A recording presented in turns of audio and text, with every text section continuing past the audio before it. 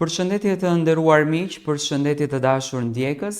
Ja ku po takohemi në kanalin ton për të ndarë me ju një histori të dhimbshme, por sakrificën e një vllaut për motrën e tij.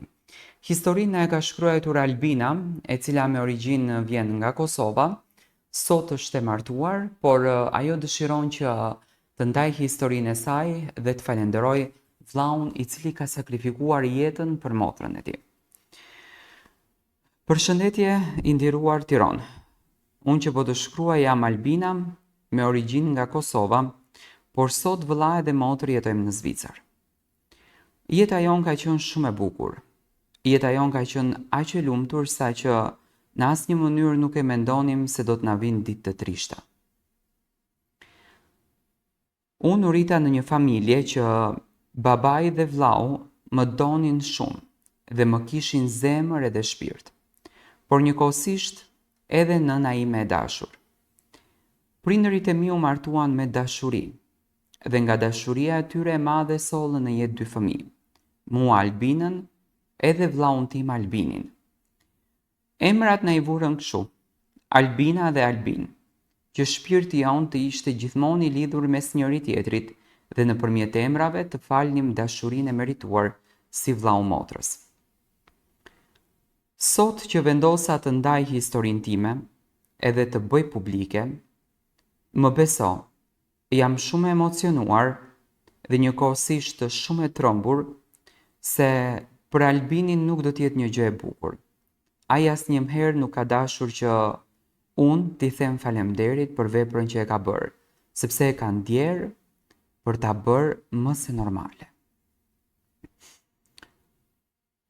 Kur unë vajta 16 vjeç, fillova të bishum nga pesha. Isha një fëmijë shumë i lumtur, isha shumë e gëzuar. Prindërit tanë gjithë jetën e tyre kanë punuar dhe vepruar në Zvicër, vetëm e vetëm mua edhe Albinit të na japin gjithçka në këtë botë. Albini ishte shumë më i madh nga unë, do me thënë unë edhe Albini kishim shumë vite diferencë. Ka qenë ditë e martë, kur unë duke ngrënë mëngjes, rash pandjenja. Mami me njëherë ka brohoritur dhe ka bërtitur në shtëpi dhe më kanë çuar në spital. Babi ka qenë në punë. Kujtoj si sot kur mami po e shpjegon këtë histori dhe më thot që ti ishe duke ngrënë mëngjes dhe unë po të prisja domate. Re nga tavolina dhe nuk jepje asnjë lloj shenje. Kam trokitur te komshia, ka thëritur ambulancën edhe të kemi çuar me njëherë me ambulancë. Nuk e besoja që ti më do t'jetoje. Nuk e imagjinoja që ti më do t'ishe në mesin tonë.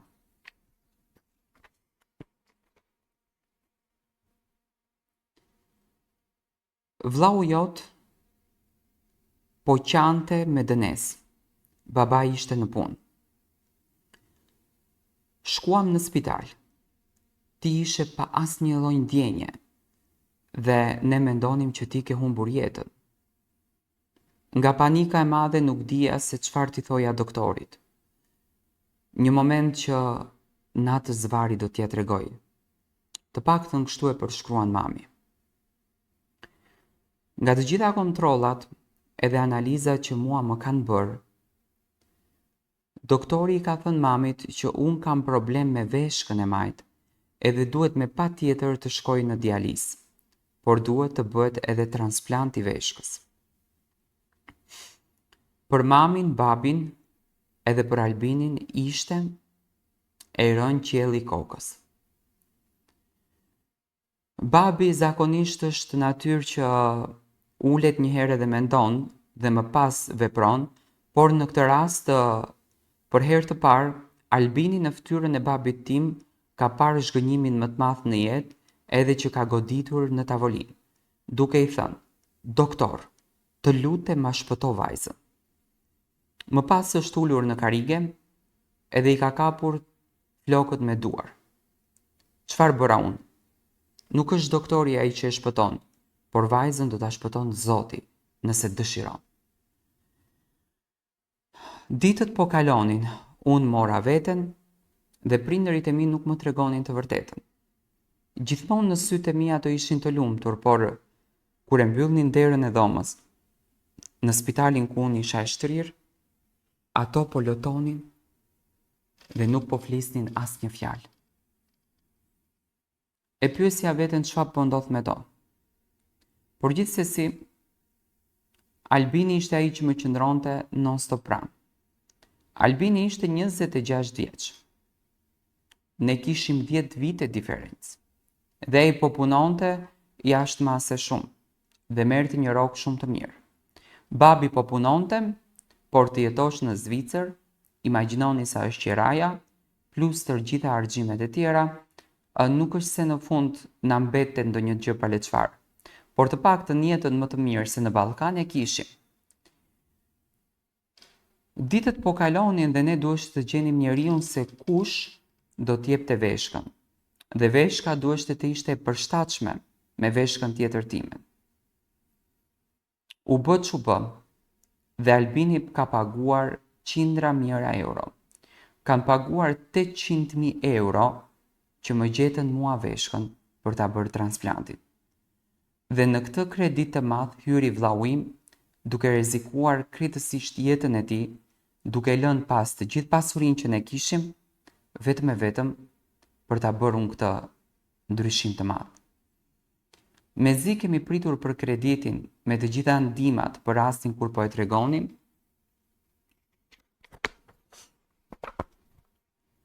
krediti ka dalur pas 4 muajsh, ndërsa unë 4 muaj kam qenë në dializë edhe veshka ime nuk bëhej më. Albini vinte çdo ditë duke më dhënë shpresë. Duro, se më beso, unë do ta bëj këtë gjë. Ti thjesht qëndroje fort. Ti duhet të mendosh që ke një vëlla në krah që kur nuk të lën të vetëm. Ti duhet të mendosh që ke një vëlla në krah që të do më shumë se vetja. Dhe ti duhet të mendosh që ke një vëlla në krah që e ke gjithë sa bota. Vinte çdo ditë, duke më sjellur ushqimet më të mira, duke më sjellur pijet më të mira, por duke e lënë veten e tij anash të pa ushqyer. Erdhi momenti i surprizës më të madhe. Ka qenë ditë e mërkurë kur Albini vjen në spital duke qarë edhe më thot: Albina, ne ja dolëm. Unë i sigurova parat, ti tashmë do t'jetosh. Duro dhe pak ditë. Qante mbi ballin tim dhe falenderonte Zotin pafund. Faleminderit Zot për këtë dhuratë që bëre. Babi dhe mami qanin teksa po na shikonin ne të dy që po luftonim për njëri tjetrin dhe në fund vllau im po luftonte për mua për të qenë unë në jetën e tij. Pas një jave, unë hyra në sallën e operimit. Të gjithë jashtë kishin qenë me ankthin se si do dilja unë, ndërsa Albini po kontrollonte emocionet e mamit edhe të babit, sepse nuk është e lehtë për një prind të përballet me situata të këtilla. Unë ja dola. Bëra operimin dhe pas 2 muajsh, unë u ngrita në këmbë. Më është dashur edhe 4 muaj që unë të vazhdoj të ndjek kurat edhe terapin. Më është dashur edhe 4 muaj që unë të vazhdoj të ndjek veten time, por mbi të gjitha, unë jam sot shumë mirë. Vllau im vazhdon të bën të pamundurën për mua, çdo ditë më shumë.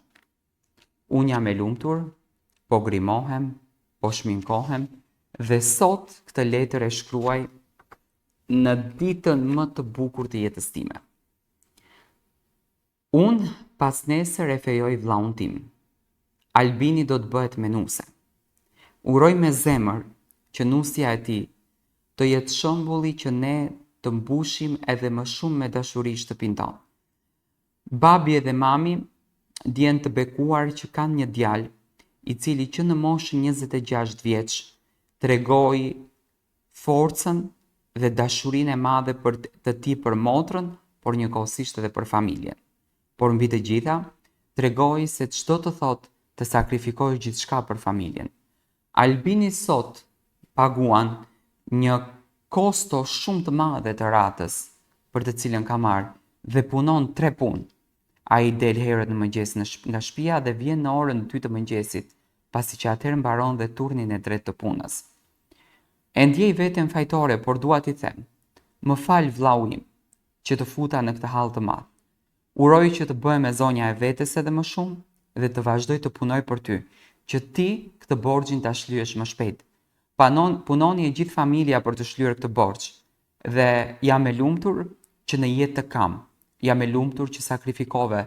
Sot vërtet jetoj fal Zotit, por jetoj dhe fal jush. Motra jote do ta bëj dasmën edhe më të bukur dhe uroj që nusja jote të ndjet krenare me ty, ashtu siç ne ndjemi me ty." Shembulli i një vllau për motrën. E pra të nderuar miq, kjo është historia e Albinit edhe Albinës.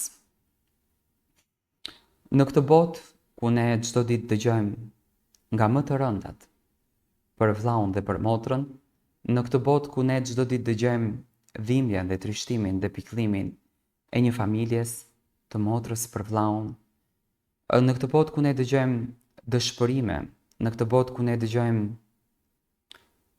hidhërime mes vllaut edhe motrës, Albini dhe Albina janë shembulli se si duhet një vlla të veprojë për një motër dhe çfarë duhet një vlla të bëjë për motrën e tij. Albina ka thënë që urojmë kur të vinë nusja të vi me këmbën e mbar. Zakonisht kur vjen nusja gjërat ndryshojnë në familje, të paktën këtë gjën kemi parë kohëve të fundit, por gjithsesi unë uroj me zemër që kjo familje të gëzojë dhe të mbajë gjithmonë trofeun e dashurisë dhe armën më të bukur, dashurinë mes motrës edhe vllaut. Në jetën ku ne jetojmë, më besoni që nuk ka vlerë paraja, nuk ka vlerë puna e madhe, nuk ka vlerë luksi, ka vlerë dashuria që ne japim njëri tjetrit.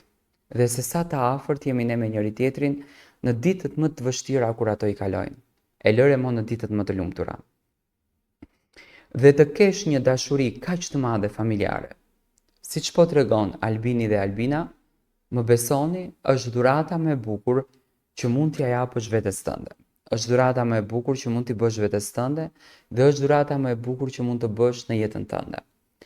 Lumë ato që kanë marrëdhënie të shkëlqyera dhe lumë ato motra që kanë vëllezër të tillë, sepse një fjalë e bukur popullore thot: "Vllau për motrën shkatron botën", dhe në këtë rast Albini këtë gjë ka bërë. Ka hyrë 800.000 euro kredit vetëm të shpëton jetën e motrës së tij. Dhe ai e shpëtoi. Ai sot është i gëzuar që çdo ditë po gëzon me motrën e tij në krah.